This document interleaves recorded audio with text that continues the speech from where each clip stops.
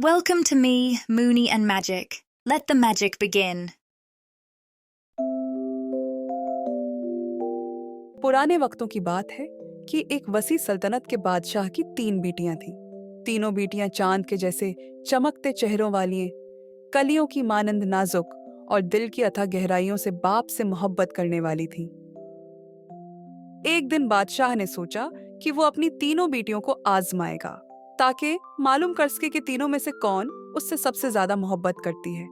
ये ख्याल दिल में आया तो उसने फौरन अपने खादिमों को हुक्म दिया कि तीनों शहजादियों को हाजिर किया जाए। चंद लम्हों में तीनों शहजादियां बादशाह के सामने आ खड़ी हुईं। उनके चेहरों पर एहतराम था और आंखों में मोहब्बत। बादशाह ने नरमी से पूछा, आज मैं ये जानना चाहता हूँ कि तुम सब मुझसे कितनी मोहब्बत करती हो। सबसे बड़ी शहजादी ने एक लम्हे को आंखें बंद की, मुस्कुराई और नाज से बोली, अब्बा हुजूर, मैं आपसे वैसा ही प्यार करती हूँ जैसे मैं खालिस सोने से करती हूँ। ये सुनकर बादशाह के चेहरे पर खुशी की लहर दौड़ गई। उसने फख्र से बेटी को देखा और सर हिलाया।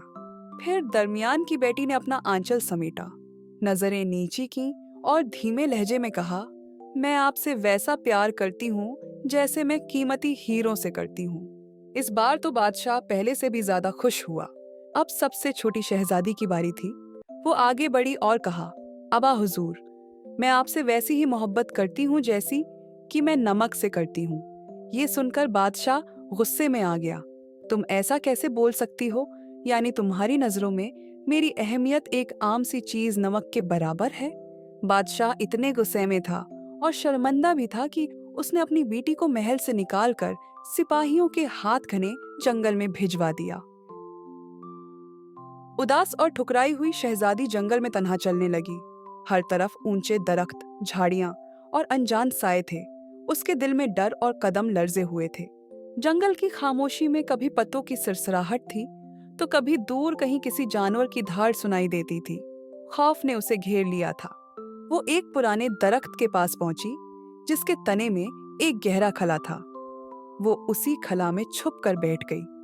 ठंडी मिट्टी, नम पत्तों की खुशबू और दरख्त की ओट में उसने पनाह ली।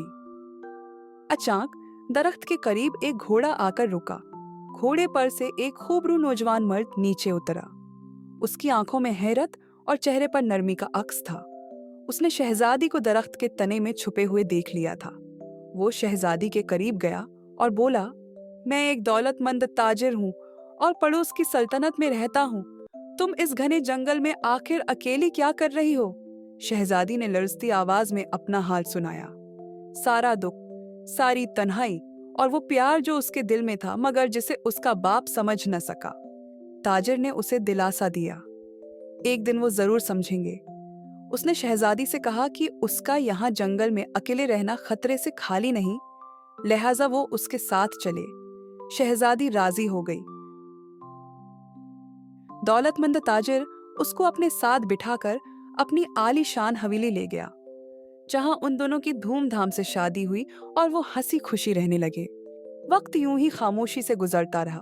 दिन महीनों में बदले और महीने सालों में। एक दिन बादशाह जंगल में हिरणों के शिकार पर निकला हुआ था। वो हिरणों के पीछे घोड़ा दौड़ाता हुआ दौड़ निकल आया। हिरन तो हाथ न आए और जल्द ही वो उसकी नजरों से घने जंगलों की तरफ ऊजल हो गए। हिरणों का पीछा करते करते बादशाह इतना आगे निकल गया कि वो जंगल के बीचों बीच भटक गया। 2 दिन तक वो जंगल में भटकता रहा, न राह का पता न दिन का होश।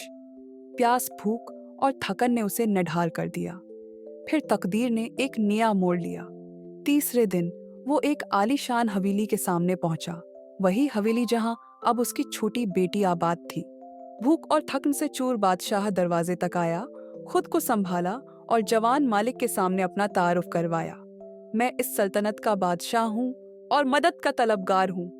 ताजिर ने एक लम्हे को उसे देखा। वो पहचान चुका था। ये वही शख्स था जिसकी बेटी उसकी बीवी है, वही बादशाह जिसने अपनी बेटी को जंगल में छोड़ दिया था। मगर ताजिर ने कुछ न कहा। चेहरे पर मुस्कुराहट रखते हुए वो बोला, मैं अभी आपके लिए खाने का बंदोबस्त करता हूँ हुजूर। ताजिर खामोशी से अपनी बीवी के पास गया और उसे उसके वालिद की आमद का बताया। शहजादी ये सुनकर बहुत खुश हुई और उसने फैसला किया कि वो अपने वालिद के लिए खाना खुद तैयार करेगी। वो शाही बावर्ची खाने में गई और वहां मौजूद तमाम बावर्चियों को छुट्टी दे दी। जल्द ही उसने मजेदार केक्स, डोनट्स और मीठे खानों की एक ट्रे खूबसूरती से सजाई और फिर वो उठाकर मुलाजिमाओं के हवाले कर दी। मुलाजिमाएं खाना लेकर गईं और बादशाह के सामने मेज पर सजा आईं। बादशाह जो भूख से निढाल था, खुशी खुशी खाना खाने लगा, लेकिन जल्द ही वो उकता गया क्योंकि वहां सब कुछ ही मीठा था और कोई भी नमकीन खाना वहां मेज पर मौजूद न था। बादशाह फौरन गुस्से से भड़क उठा। ये क्या है? यहाँ एक भी नमकीन खाना मौजूद नहीं। बावर्ची को मेरे सामने पेश किया जाए, मैं उससे खुद बात करना चाहूंगा। वो गुस्से में बुड़बुड़ाया। अचानक वहां एक नकाबपोश लड़की दाखिल हुई। उसने अपने चेहरे से नकाब उठाया। यह देखकर बादशाह दंग रह गया क्योंकि वो लड़की कोई और नहीं बल्कि उसकी अपनी छोटी बेटी शहजादी थी। बादशाह बहुत शर्मिंदा था। उसने अपनी बेटी को गले से लगा लिया। शहजादी ने 3 तालियां बजाएं और तमाम नौकर नमकीन खाने लेकर हाजिर हो गए। बादशाह और शहजादी ने मिलकर मजेदार खाने का लुत्फ उठाया।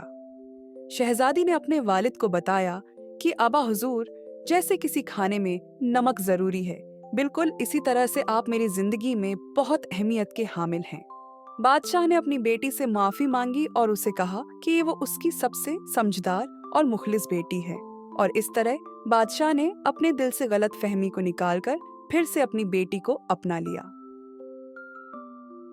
शहजादी अपने महल अपनी बहनों से मिलने गई और उनको खुद पर बीते तमाम तर वाकयात से आगाह किया। फिर दोनों बहनों ने अपने बहनोई का दिल की गहराइयों से शुक्रिया अदा किया कि उसने मुश्किल वक्त में उनकी छोटी बहन का ख्याल रखा।